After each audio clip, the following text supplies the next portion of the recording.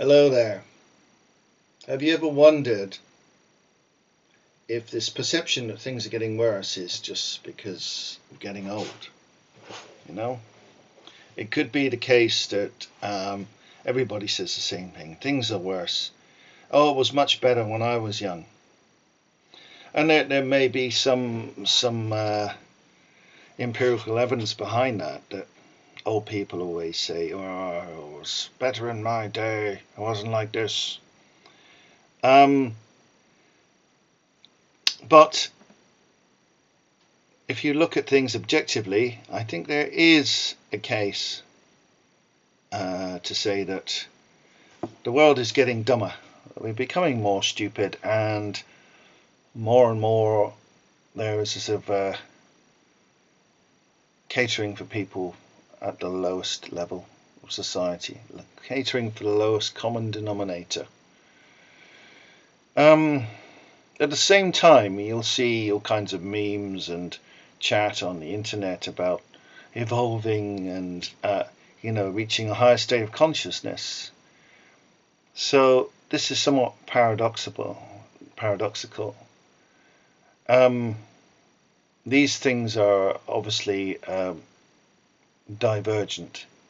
They're in conflict with each other. You can't be becoming more evolved and become more stupid at the same time. So which is it? Does that mean that some of us are becoming more advanced, more intelligent, more both intellectually and emotionally more intelligent, while others are just becoming more crass, more asinine and stupid and idiotic? Maybe that is actually possible. I don't know. But there's definitely a trend, as far as I can see, where everything's being dumbed down, to use the American expression. And you can find this across all areas of society if you look at the way education has changed. I was talking to somebody who works in education, and there's kids who can't use a pen at all. They can't. Kids who are trying to swipe things, swipe screens, swipe books, even, like on a phone. They think everything should operate in that way, and then they realize the real world isn't always like that. Just because it's like that on a tablet or a phone doesn't mean everything is like that. So we're running into problems. Kids that can't read analog clocks because they're used to everything in digital format. Kids who can't actually count money. They don't know what the coins are and what the value of them is, because they're used to just sort of not dealing with it, not even seeing their parents use cash anymore. And there's a phenomenon, I'd say, that everything is being sort of simplified. Films are simplified so that the plot is reiterated many times through the course of the film, because you become so stupid you might forget what's actually happening, so we have to tell you several times what's going on. You could look at publishing, the way that the quality of books has absolutely plummeted, and even with non-fiction and the sort of academic or close to academic titles, they're getting skinnier, they're getting thinner, they're getting more sort of basic in many cases, apart from obviously things like PhDs, which their research papers, etc., dissertations have to be of certain size and conform to certain standards. But in general, there's all these basic idiot guides how to, a sort of whole series of idiot books, really, all across every genre of knowledge, which I find really quite depressing. When I write my books, I make certain assumptions about the basic knowledge that people should have or will have. And if they don't have it, they're going to have to bloody well go and look it up on Google or whatever they've got, or look it up in a book, God forbid, actually look in a dictionary or a thesaurus, or look in an encyclopedia, like we all used to have to do back in the day. I mean, you don't even have to do that. You can find all these things online. You can find the Encyclopedia Britannica online. You can find a thesaurus, a dictionary online, many different versions, which are completely free as well. So there's really no excuse for people not being able to understand stuff that you can find out very quickly. It's just people that seem to be getting lazier and lazier. I had a bit of an argument with someone online recently. I was saying that the calculator had basically ruined people's mental arithmetic, and this individual said, oh, no, not at all. But the evidence is otherwise, that most people can't actually do mental arithmetic. I can no longer do long division in my head. I can do it on paper still. I used to be able to do it in my head at one point. I can't anymore. I can still do basic addition, subtraction, multiplication up to a point without using anything, without using paper. But I'm not as sharp as I was. I mean, sometimes I do reach for my ancient 40-year-old calculator, which still works, by the way, after all this time. There's a sort of general degradation, I think, going all across the media, especially social media. It's designed now for very, very short attention spans, the type of thing like TikTok and these other formats. So I'm working on a new book coming out soon, and it's like, oh, you've got to do some short content, little videos and things, and to drum up interest. Well, that kind of makes sense, but part of that is down to attention spans, people having difficulty to concentrate, and as a result, I've divided up this new book into quite a lot of chapters, because long chapters are a difficulty for people these days. I mean, I've read books with like massive chapters in the past. I think the stuff like Charles Dickens or Thomas Hardy would be just an incredible challenge for a lot of younger people, because the language is difficult, it's complex, and the stories don't unfold instantly. There's not this instant gratification that you get in a lot of films now, in a lot of TV series, and in a lot of modern books. They don't expect people to be able to concentrate. And the fact is, a lot of people can't. You've got this brain rot problem, and a sort of inability to focus for long periods of time, or to process complex information, which is, I just think, is really, really sad. And we shouldn't be encouraging this. We should be encouraging people to be better, not worse. We should encourage people to develop their intelligence, develop their capacities, their skills, their knowledge, their language, their communication skills, not settle for just the absolute lowest of the low. And I just wonder, where is it all going? Are we going to end up in Fahrenheit 452, the imagined world of Ray Bradbury? I've got the original film on DVD, which is very, very dated, but still a classic. But I've also watched the much later version, which was done in this century. And in that, people have phones and tablets, but they can't read. They have emojis. And that's it.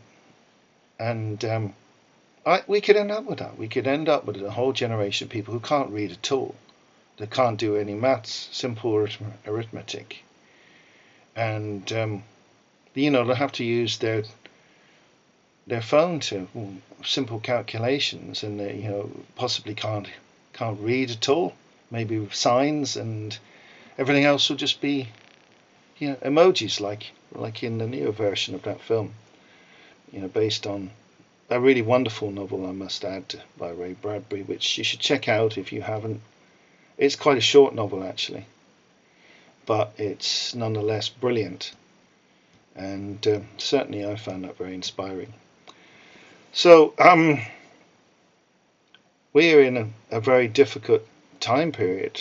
I think we are in the decline of a society. People talk about the fourth turning and all that, and looks to me like that's where we are. We are in a civilizational slow collapse. I mean, I'm hopeful that things will pick up again. After these sort of ages of idiocy, you tend to get a sort of renaissance where value is once more placed on knowledge and intelligence and learning. But I mean, certainly in the Western world, that doesn't look like it's going to happen anytime soon. I think things will have to get a lot worse before they recover again. So that's where we're headed. We're headed sort of towards the world of Mike Judge's Idiocracy, the film. I think it was around 2005 or something like that. It's quite old now. In the story, this guy wakes up 500 years in the future. He's Mr. Average, super average, except everybody's become so pathetically stupid in the future that he's now the most intelligent man on the planet, intelligent person. And his partner in the experiment is the most intelligent woman. And, they are so far ahead of everyone else, it's just ridiculous. It's such a funny film. But, there's a very serious social commentary behind the comedy, which is that we're getting dumber. We're becoming dumbasses. And people seem to be okay with it. I'll tell you, I'm not okay with it. I think this is a disaster for humanity. I think we really need to think about how we go forward from here, how we actually educate ourselves, educate children, so that we don't end up with a whole generation of people who are completely incapable and useless. And that's where we're headed. We're heading towards sort of mass stupidity, mass inability. People who know nothing and have to look it all up on a search engine or ask AI because they can't figure out anything for themselves. This makes for a very weak and vulnerable society. I mean, if anything goes wrong, there'll be like mass deaths because people won't know how to grow food, they won't know how to look after themselves, they won't know how to fix anything. My life has been mostly grounded in the physical world. I understand the basics of, how to fix a lawnmower. I know how to grow food. I know how to use an axe safely and chop wood. I can do a little bit of car maintenance. I can do plumbing, very simple electrics. I can do building work. I know a lot about plants and growing food.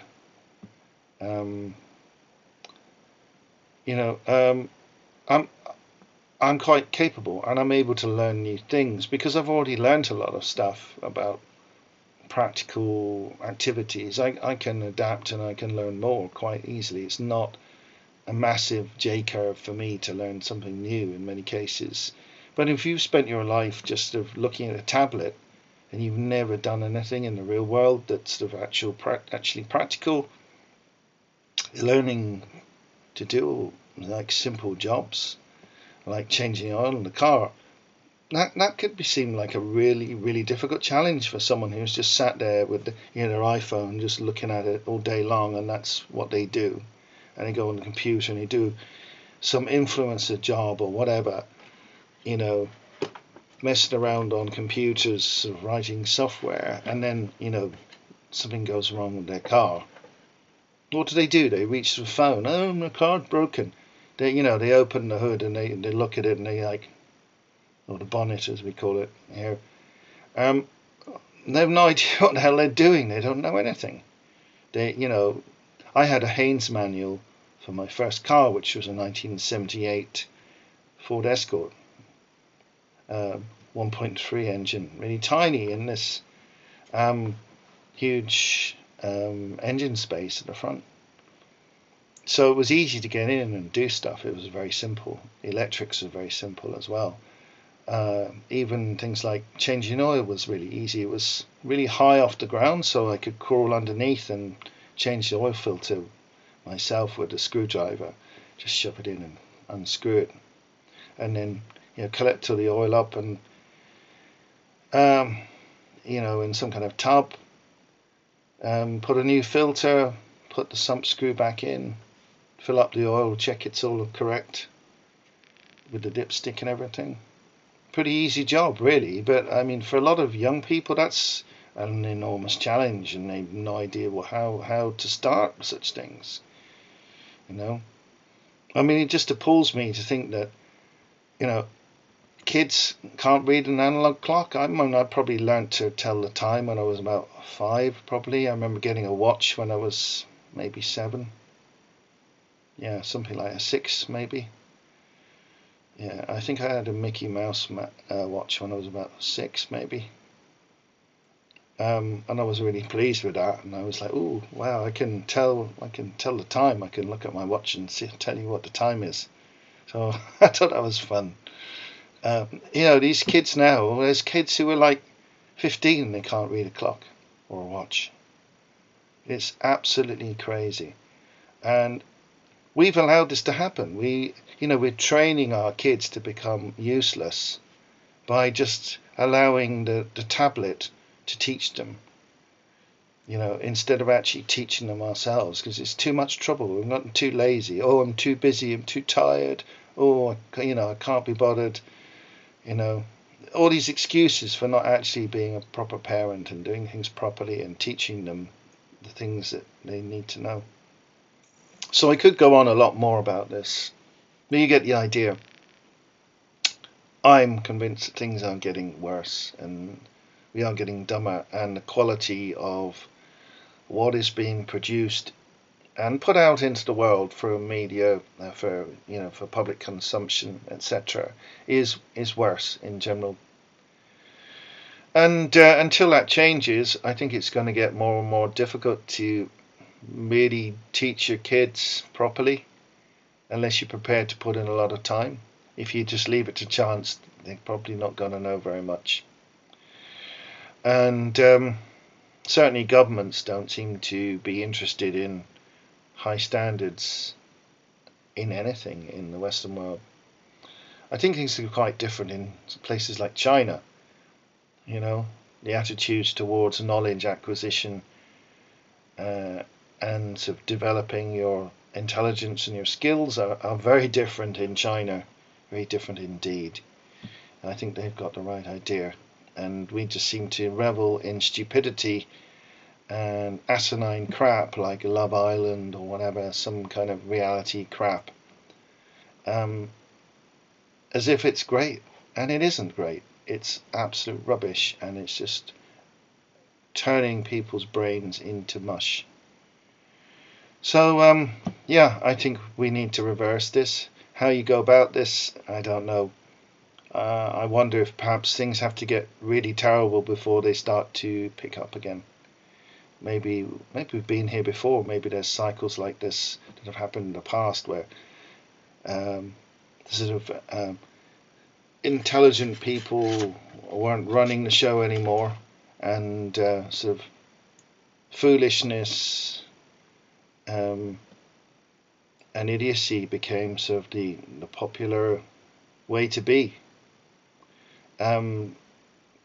Certainly it wasn't like that when I was growing up, and I think from the Victorian era there was a real push to educate people, free education, and getting people into schools, and getting kids to wear shoes. I mean, not running around barefoot, all these sort of malnourished waifs who couldn't read or write or anything.